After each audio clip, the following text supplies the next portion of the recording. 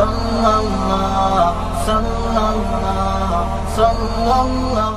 اللہ الرحمن الرحیم۔ رسول اللہ صلی اللہ علیہ وسلم نے ارشاد فرمایا، ان من افضل ایامکم یوم الجمعہ فاکثروا علی الصلاة فیہ فاکثروا من الصلاة فیہ۔ فرمایا تمہارے دنوں میں سب سے بہترین دن جمعہ کا دن ہے، اس لیے اس دن مجھ پہ کثرت سے درود پڑھا کرو۔ فإن صلاتکم معروضۃ علی، اس لیے کہ تمہارا درود مجھ تک پہنچایا جاتا ہے۔ صحابی نے پوچھا، یا رسول اللہ کیف تعرض علیک صلاتنا وقد ارمت، ہمارا درود آپ تک کیسے پہنچایا جائے گا جبکہ آپ جب دنیا سے جائیں گے قبر میں جسم آپ کا ختم ہو جائے گا تو ہمارا درود آپ تک کیسے پہنچے گا؟ تو آپ صلی اللہ علیہ وسلم نے فرمایا، ان اللہ حرم علی الارض اجساد الانبیاء، اللہ تعالیٰ نے پیغمبروں کے جسموں پر زمین پر پیغمبروں کے جسموں کو حرام کر دیا۔ زمین کسی پیغمبر کے جسم کو کبھی ختم نہیں کرتی۔ تو یہ بھی امت کا اجماعی عقیدہ ہے کہ جتنے بھی انبیاء ہیں ان کے جسم بالکل سلامت رہتے ہیں۔ شہداء میں تو یہ بہت زیادہ مشاہدہ ہوتا ہے، بہت سارے شہداء کے جسم سلامت رہتے ہیں۔ تو ایک اور حدیث میں آپ صلی اللہ علیہ وسلم نے فرمایا، من صلی علی صلاۃ صلی اللہ بہا عشرہ، جس نے مجھ پر ایک دفعہ درود بھیجا۔ درود کہتے ہیں نبی صلی اللہ علیہ وسلم کے لیے اللہ تعالیٰ سے خصوصی رحمت کی دعا کرنا۔ ایک ہوتا ہے عام دعا، کسی کے لیے بھی رحمت، صلات کہتے ہیں خصوصی رحمت جو اللہ اپنے خاص بندوں پہ کرتا ہے۔ اس لیے صلات کا جو لفظ ہے نا، یہ درود اور صلات یہ پیغمبر کے علاوہ کسی کے لیے جائز نہیں ہے، کیونکہ یہ صلات خاص کس کے خاصہ ہے؟ یہ پیغمبروں کا۔ اس لیے ہم اللہم صلی علی محمد تو کہہ سکتے ہیں، لیکن یوں نہیں کہہ سکتے اللہم صلی علی فلان۔ تو وہ صلی جو ہے نا، صلات، یہ خاص قسم کی رحمتیں ہوتی ہیں جو اللہ پیغمبروں پر بھیجتے ہیں۔ تبھی قرآن میں آتا ہے اولئک علیہم صلوات من ربہم ورحمہ، کہ جو لوگ صبر کرتے ہیں ان پر اللہ کی خصوصی رحمتیں بھی ہیں اور رحمت بھی ہے۔ تو پتہ چلا صلات اور رحمت میں فرق ہے۔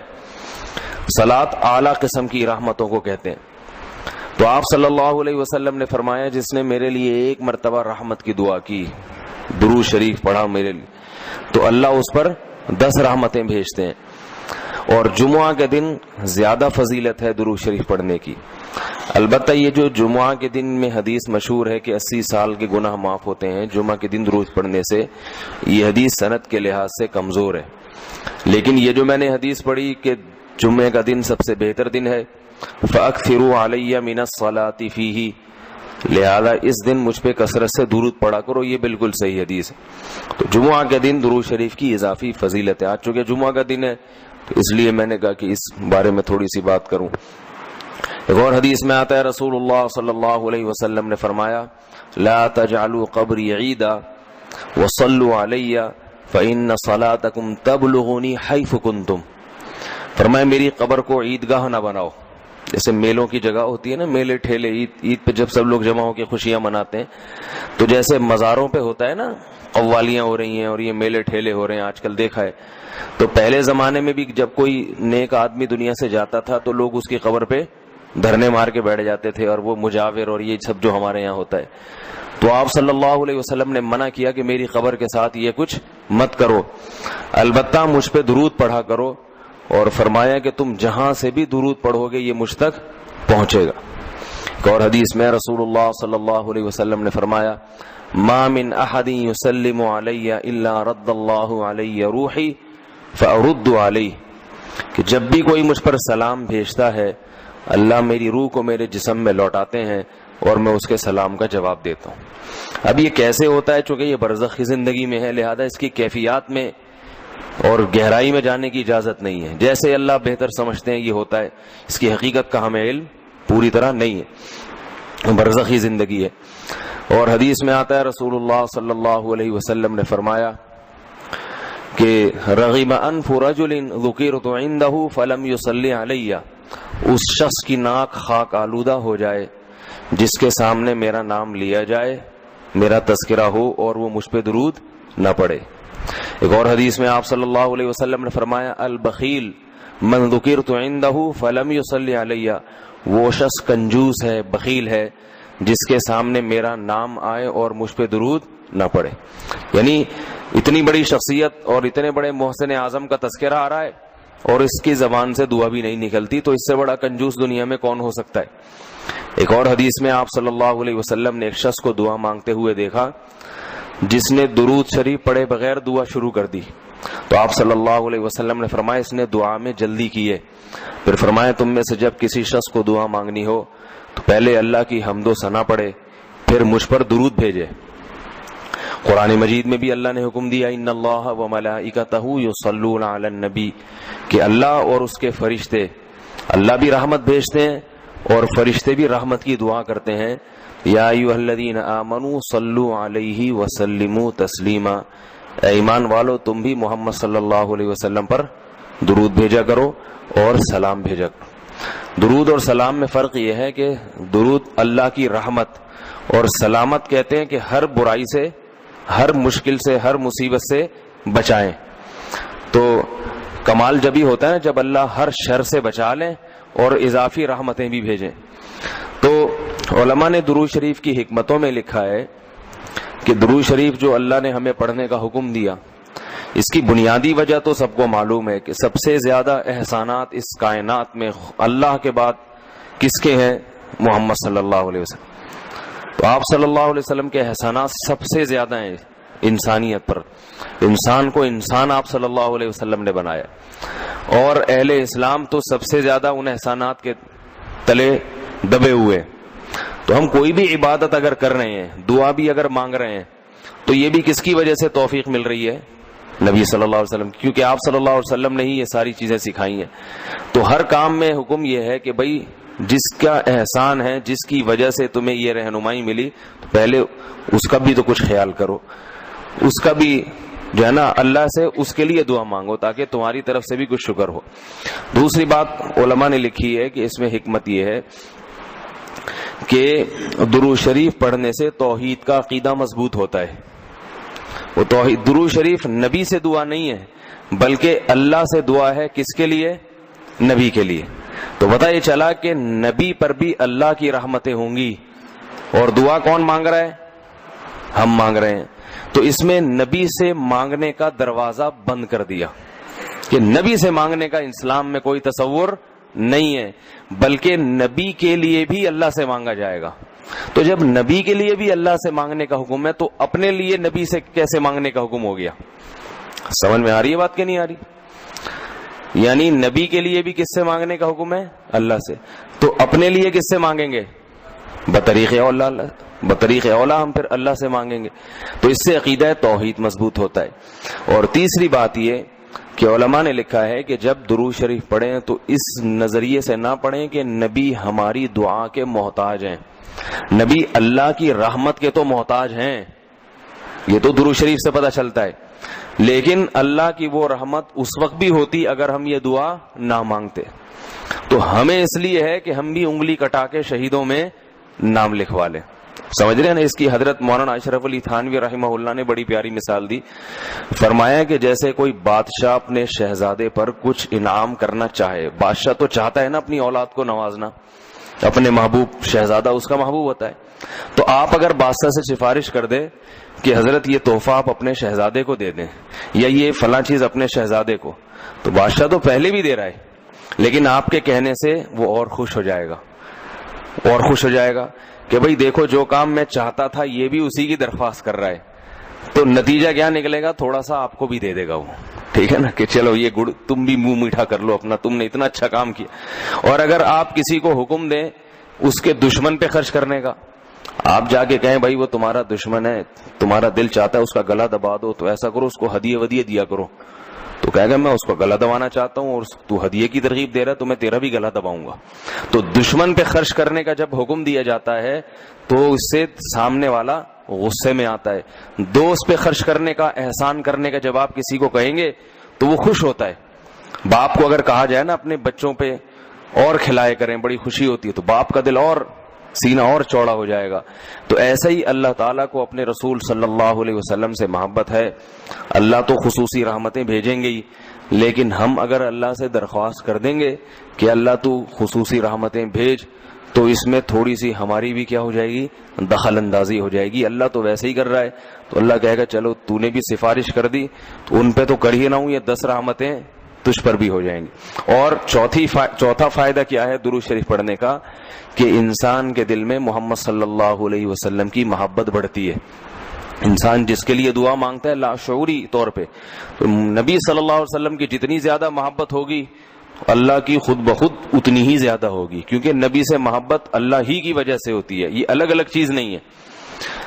اللہ کے رسول ہے نا، اسی وجہ سے تو ہے. تو جتنی محبت بڑھے گی اللہ کی محبت اتنی زیادہ. اور پانچواں فائدہ کہ جتنی نبی کی محبت ہوگی، انسان کو جس سے محبت ہوتی ہے اس کی اتباع آسان ہوتی ہے، بغیر دلیل کے بھی مانتا چلا جاتا ہے. جس سے نفرت ہوتی ہے نا اس سے ہر بات پہ دلیل، کیوں بھائی ایسا کیوں ہے. اور اگر محبت ہو تو وہ کوئی کام کا کہے تو سمجھ میں آئے نہ آئے انسان کہتا ہے بس کر لو. صحابہ کرام کے محبت کے جو واقعات ہیں، حضرت انس رضی اللہ تعالی عنہ جب بھی کھانا پکتا تھا، اگر اس میں لوکی یا کدو پکتا تو کدو کے ٹکڑے تلاش کر کے کھاتے تھے. لوگوں نے پوچھا کیوں بھائی؟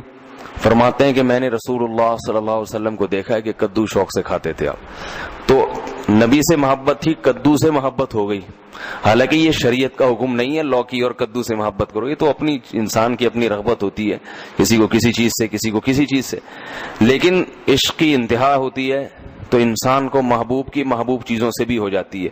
تو ہمیں بھی اگر نبی صلی اللہ علیہ وسلم سے محبت ہوگی صلی اللہ علیہ وسلم، تو اگر کدو سے نہ بھی ہو تو کوئی اتنا مسئلہ نہیں ہے، لیکن فرائض واجبات سے تو ہو جائے گی نا، جو شریعت میں ضروری ہیں، جن کی آپ صلی اللہ علیہ وسلم نے بہت تاکید کی ہے، تو ان سے تو ہوگی نا کم از کم. محبت نہیں ہے تو ہر وقت بیٹھ کے لوچی کی تلاش، داڑھی تک نہیں رکھے گا. داڑھی کا سمجھاؤ تو کہ بھائی کیوں بھائی، پھر یہ سمجھاؤ کہ بھئی آپ صلی اللہ علیہ وسلم کے اخلاق ایسے تھے، نہیں میری سمجھ میں نہیں آتے، ایسے کیسے اخلاق بنائے جا سکتے ہیں خادموں کے ساتھ. تو محبت ہو جاتی ہے تو سارے کام آسان ہو جاتے ہیں. تو درود شریف پڑھنے کا ایک فائدہ یہ بھی ہے. تو اس لیے ہمت کر کے علماء نے جو ایک نصاب بتاتے ہیں نا، روزانہ 100 دفعہ صبح 100 دفعہ شام. ویسے تو سب سے بہتر درود ابراہیمی ہے جو نماز میں ہم پڑھتے ہیں، آپ صلی اللہ علیہ وسلم نے سکھایا ہے. یہ نہ ہو مشکل لگے تو اتنا کر لو صلی اللہ علیہ وسلم، صحیح ہے نا. یہ 100 دفعہ پڑھ لیں، کتنا ٹائم لگتا ہے اس میں؟ صبح 100 دفعہ پڑھ لیا، 100 دفعہ شام کو پڑھ لیا. اور اگر پورا ہفتہ توفیق نہیں ملتی تو کم از کم جمعہ ہی کے دن پڑھ لے انسان. سمجھ رہے بات کو؟ نہیں سمجھ رہے بھائی؟ میرا خیال نہیں آ رہی. ٹھیک ہے، جمعہ کا دن پڑھ لے انسان، اس میں زیادہ فضیلت ہے. اور یہ جو درود شریف ہے نا، یہ صلی اللہ علیہ وسلم پورا پڑھنا چاہیے. میں کل بھی بیان میں کہا تھا نا، ساشے آ رہے ہیں ہر چیز کے. تو جیسے سلام کے ساشے نا، سلام کرنا ہو نا، اتنی سی آواز آتی ہے بس. تو درود شریف بھی حضور صلی اللہ علیہ وسلم نے فرمایا. لوگ کیا کہتے ہیں؟ حضور صلی اللہ علیہ وسلم نے فرمایا. بھائی صلی اللہ علیہ وسلم بول دو پورا. لکھنے میں بھی علماء نے بیان کیا ہے کہ مجلس میں، کسی مجلس میں جب آپ صلی اللہ علیہ وسلم کا نام آئے تو کم از کم ایک دفعہ درود شریف پڑھنا واجب ہے. بار بار واجب نہیں ہے، بار بار افضل ہے. مجلس میں جب ایک دفعہ نام آیا تو پہلی دفعہ بہرحال واجب ہے، یا کم از کم ایک دفعہ اس مجلس میں. بار بار پڑھنا ضروری نہیں ہے، بہتر ہے. تو یا تو پڑھے ہی نہیں، ایک دفعہ پڑھ لیا کافی ہے. لیکن پڑھیں تو پھر ساشے نہ لے کر آئیں. درود شریف کو بگاڑے نہیں، پورا ہونا چاہیے صلی اللہ علیہ وسلم. اور اگر آپ کو ڈر یہ ہے کہ نہیں بار بار پڑھنے سے میری زبان گھس جائے گی، نقصان ہوگا اور توانائی کم ہو جائے گی، روزہ زیادہ لگے گا، تو ایک ہی دفعہ پڑھ لے، مگر طریقے سے پڑھ لے، ساشے نہ لے کر آئے صلی اللہ علیہ وسلم. اس طرح نہ کرے.